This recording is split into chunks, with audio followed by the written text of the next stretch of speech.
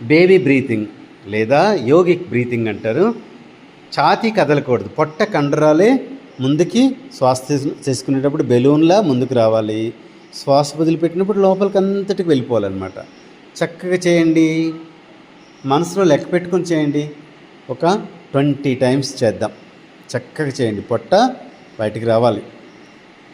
ఊపిరితిత్తులు 100% ఉపయోగించి శ్వాసని ఊపిరితిత్తులు నింపండి. ఊపిరితిత్తులు నింపితే పొట్ట కూడా బయటకు వస్తుంది. మళ్ళీ శ్వాస బయటకు వదిలితే పొట్ట కూడా లోపలికి వెళ్ళిపోతుంది ఆటోమేటిక్గా. కంటిన్యూ చేయండి, చక్కగా చేయండి.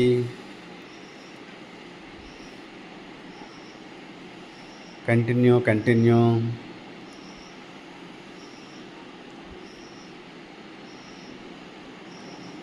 కంటిన్యూ.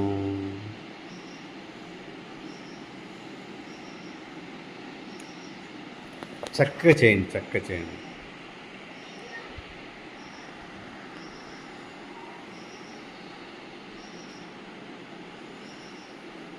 రిలాక్స్.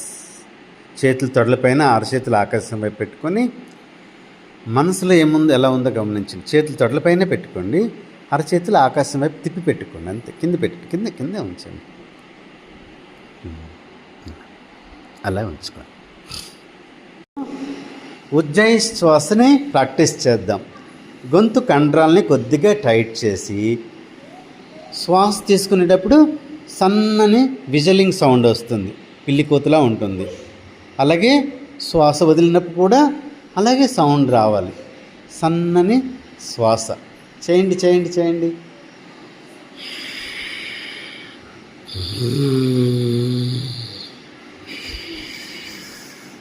నవ్వద్దు, కళ్ళు మూసుకొని చేయండి, కళ్ళు మూసుకొని చేయండి. సౌండ్ రావాలి.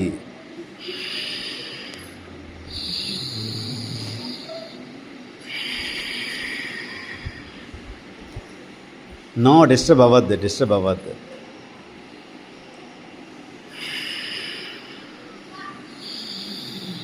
కంటిన్యూ. నాకు శబ్దం వినపడడం లేదు. అందరు చేసేటప్పుడు పెద్ద శబ్దం రావాలి. గుడ్ గర్ల్స్, గుడ్ స్టూడెంట్స్, చేయండి. కంటిన్యూ.